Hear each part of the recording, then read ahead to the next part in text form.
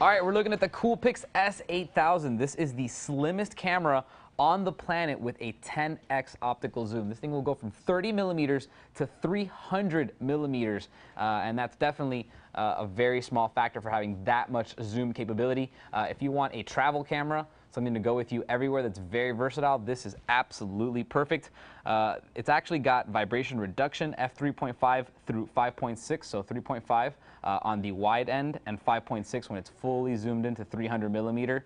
Right there at 5.6, so nice fast pictures.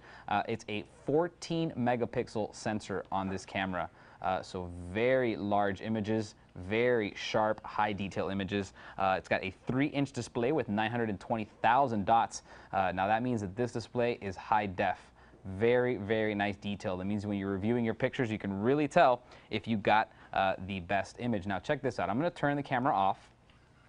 It's fully off. As you can see, the shutter has closed and the lens cap is closed. I want to show you how fast it turns on, because that's one of the important things about cameras like this. There you go. It is ready to shoot. Now watch this. I'm actually going to push the shutter release. Now, you know, on a point and shoot, it usually takes a little bit of time for that to turn on, and it's kind of annoying. You miss the actions. Watch how fast this one shoots. Instant.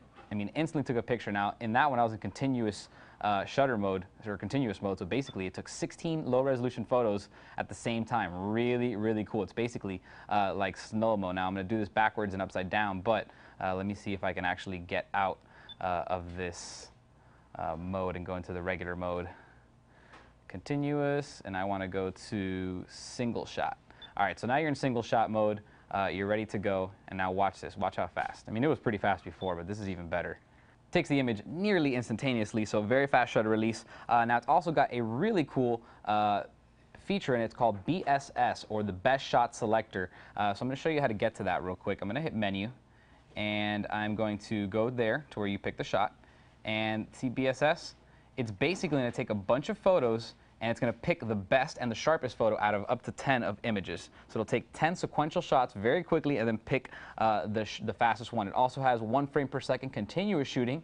The multi-shot, which I just showed you, it's basically going to take 16 low-res images nearly instantaneously and put them all into one big photo. And then you have sport continuous, which is going to take 3 frames per second, but they're going to be lower resolution. So if you want to catch something that's moving really fast, you're going to use that. Anything else, you're probably just going to use single or the BSS. Now, there's a lot of really cool features in the menu, and I'm going to go through here to show you how simple everything is to navigate. Now, first of all, this wheel over here, not only is it a wheel, but it's also a left and right.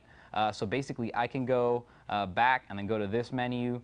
It works as both a scroll wheel and as a joystick, so very intuitive, very easy to use. Now, you can change your image sizes here, adjust your white balance, adjust your metering from fully evaluative to spot metering. You can do the different shooting styles through the continuous. You can adjust the ISO. Now, this camera goes up to ISO 3200, which is very, very high.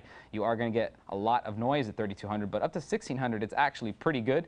You can adjust the autofocus area and also the autofocus mode. So if you want to go from a single shot to a continuous so that it tracks your subject, you can do that too. Now, going down here, these are the movie options. This does do 1280 by 720p full HD video, so that's also a very nice feature. It'll do either 13 frames per second or 15 frames per second, and that's a really nice feature. Now, as far as photo features go, when you're actually using the camera for photography, it has some pretty interesting features for taking portraits of people. One of those is facial detection, which is pretty commonplace nowadays in high-end digital cameras, and this is very high-end. So it does have a face priority autofocus. It will detect up to 12 faces and automatically focus on those 12 faces. You also get blink detection, where basically if anyone blinks during the photo or when you took the photo, it's going to automatically highlight that person and let you know with a warning that somebody blinked. You have to take the shot again. It didn't work out. It also has another fairly common feature that you're seeing on the high-end cameras, which is the smile detection.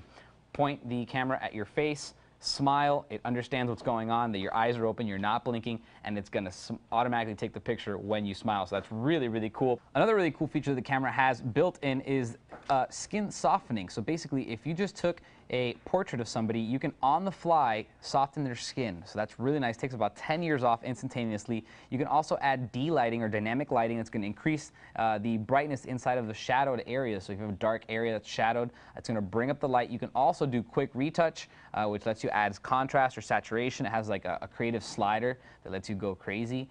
Really cool feature. So basically, internal editing. You can actually edit your photos inside, plus automatic red eye reduction. And that's basically it. There's a lot of features in this camera. Very nice lens, very nice body. It's all black. I will show you real quickly. I'm going to turn the camera off.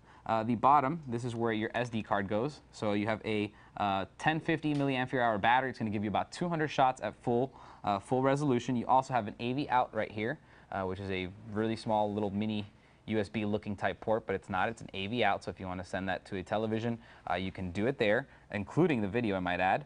You also have a standard 1/4 inch by 20 threaded tripod holder, tripod socket. There you go, there's the pop-up flash.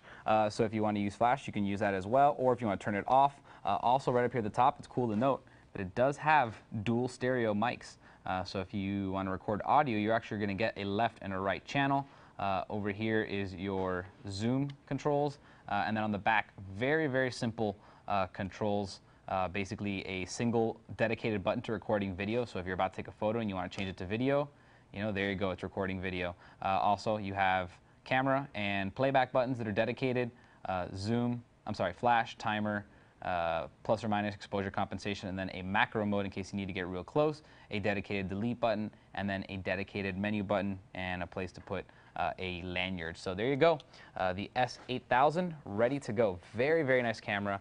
Huge 10x optical zoom for something this small. If you need to get large, beautiful photos, if you're going to go on vacation, you want something really small and portable, very versatile, this is what you're looking for. It's the S8000. If you have any questions, feel free to email me, and I'll see you guys next time. For more information on the Nikon Coolpix S8000 point-and-shoot camera, type in N13-4678 into any major search engine.